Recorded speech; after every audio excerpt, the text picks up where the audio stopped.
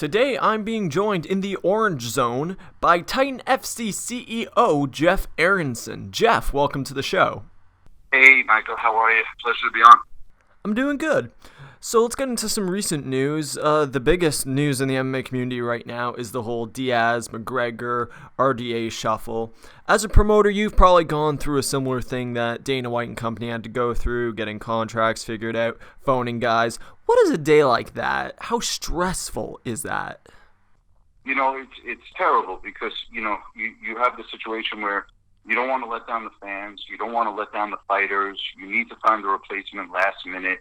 And literally, guys are working 24 hours a day to try and make it happen. And the amount of work that goes on behind the scenes, unless you've ever, been at the helm of a promotion, is something that no one can possibly understand. It's brutal. And really, on my side, it's so brutal because I truly don't want to let the fans down.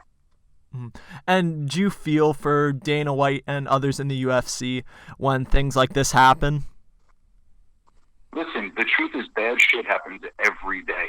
We're in the fight business. Guys I've lost so many main events that I had to patch back together over the time I've owned Titan. And, it's just something that happens. It's part of the game. Unfortunately, the reason why I feel bad is the amount of money spent to promote an event like that. And then at the last moment to have the rug pulled out, and then to have to, go out there and find a suitable replacement and find somebody that's engaging and do everything is incredibly difficult. And I think UFC did a great job. And I think Nate Diaz is the perfect opponent to pardon my French, to shit talk this fight all the way to the end with Conor. And if anybody could get to Conor's head, it's Nate. So it'll be interesting. I was just about to ask you, as a promoter, if you were in Dana White's situation, you'd just be licking your chops at the fact that McGregor and Diaz for the next week and a half are just going to go at each other. The only thing I'd be upset about was that I didn't have a month of it. And I only had a week and a half of it. Yeah, that's true. So the next Titan FC event takes place this Friday, March 4th, and it had its own little card shuffling of itself, right? Yeah, it did. Can you explain that to the fans? The main event originally was going to be Ricky Simone against Brett Johns. And turns out that Brett Johns wound up needing shoulder surgery. So we had to find a suitable opponent for Ricky Simone. And Brett Johns will be out, I'm guessing a few months with that injury. And also, there are a couple other events on the card, that guys getting hurt and things like that. So, it wasn't as bad as past cards that I've had to deal with, but it certainly wasn't fun. Mm-hmm. And although the vacant bantamweight championship fight is booked as the main event right now, I'd argue that the guy to watch for this event is Andre Harrison, who fights former UFC fighter Steven Siler. For those who don't know about Andre Harrison, can you tell them about this guy? Yeah, Andre Harrison is one of the physically most imposing 145ers I've ever seen in my life. Through Alchemist Management, I've managed some of the top fighters in the world. I've seen some of the top fighters in the world train. I've been to a million sparring sessions. This kid physically is the strongest 145-pounder I've ever seen in my life. He trains in an incredible camp at Belmont Kickbox Academy. He has a great coach in Keith Tremble. He's really learning to put his hands together with his elite level wrestling.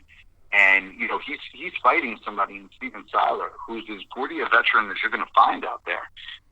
And he's in for a very tough fight, and Steven Tyler's got his confidence raging right now.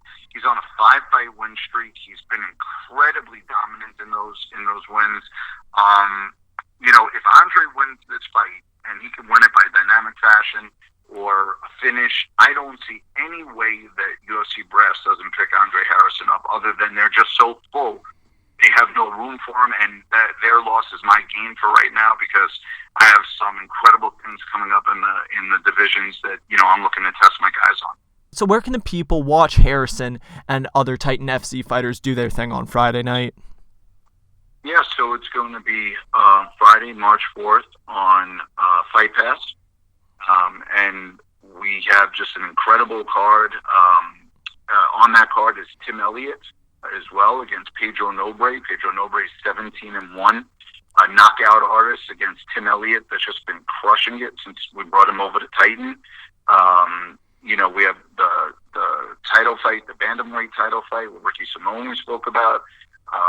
We actually have Pat Healy on that card.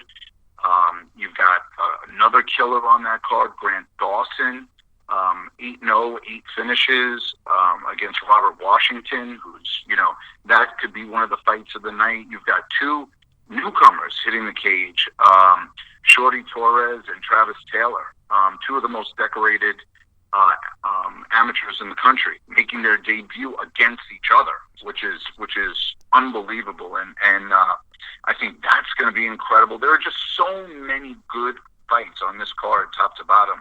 Anthony Gutierrez will be on there. Sharkbait. It's a great card. Do not miss it. UFC Fight Pass, Titan FC 37, this Friday, March 4th. Jeff, thanks for the time.